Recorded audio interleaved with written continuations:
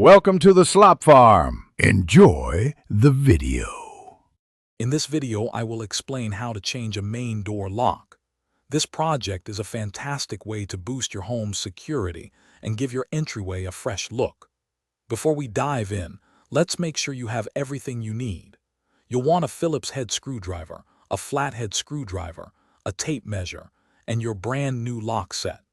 Having these items ready will ensure a smooth and efficient replacement process from start to finish.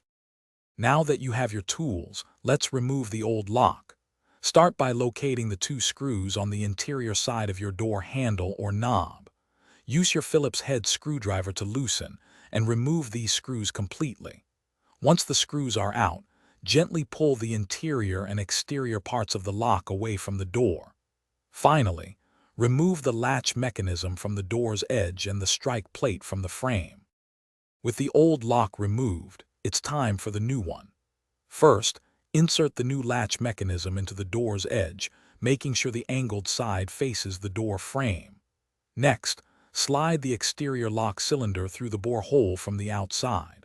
Align the interior handle or knob with the latch and secure it using the two provided screws. Ensure everything is snug but do not over-tighten, allowing for smooth operation. You're almost done. Now, let's test your newly installed lock.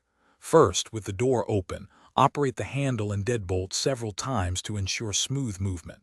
Then, close the door and test it again, checking that the latch and deadbolt engage properly with the strike plate. If there's any sticking, you might need to slightly adjust the strike plate on the door frame. A small amount of graphite lubricant can also help ensure long-term, effortless operation. Thanks for watching. Consider subscribing if we helped you today.